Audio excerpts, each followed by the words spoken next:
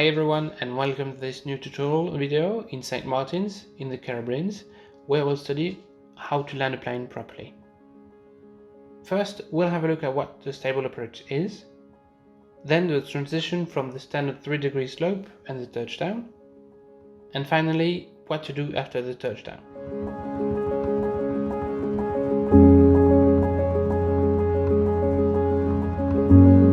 So first, the stable approach. The approach is basically where you'll be preparing your landing, so the longer your approach, the better your landing. The approach has to be stable around 3 axes. The first one is the runway center line. The goal is to align your aircraft as soon as possible with the runway. Doing so will get you stabilized early so you can work on your following axes.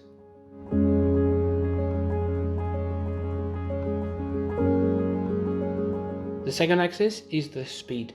You'll want to be stable at the approach speed, which is 70 knots for this aircraft, the DA-40, all the way down to the flare.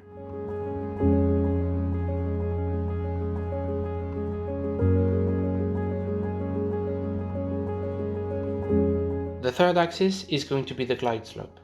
You'll have to intercept it and follow it all the way down to the flare height. This will be the most complicated aspect, but you can help yourself with the puppy lights. The puppy lights are usually on the left hand side of the runway, but here in St. Martin's they are on the right hand side. The puppy light system is composed of 4 lights that can be either red or white. You can see 4 white lights, that means you're too high. If you can see 4 red lights, that means you're too low. If you can see 2 red and 2 white lines, that means you're right on the glide slope. Don't forget, the interception will require a change in the power settings, as starting a descent will accelerate your aircraft. It is important to remain stable on each axis all the way down. Perturbation can occur, but you should identify them and correct them as soon as possible. At 300 feet over the runway, if you're not stable around the 3 axes, you should go around. In our example, we can see 4 white lights on the puppy. That means we're too high. We're not stable, let's go around. The go around procedure is quite straightforward. Pitch up, full power. Once you've established your aircraft into a climb attitude, control your speed with the pitch, that means push to accelerate, pull to decelerate, and retract your flaps incrementally.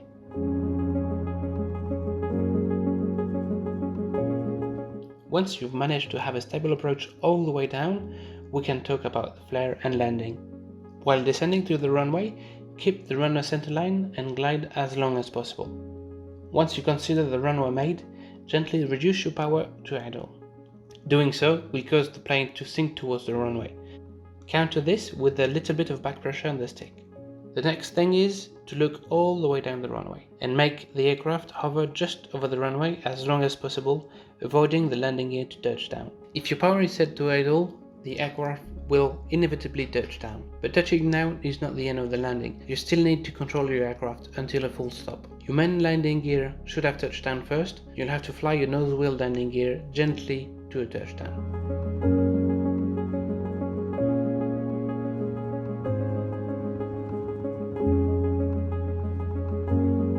Then you'll have to maintain your aircraft aligned with the runway center line while gently braking to a stop. And here we are, landed in St. Martin's, ready for the beach.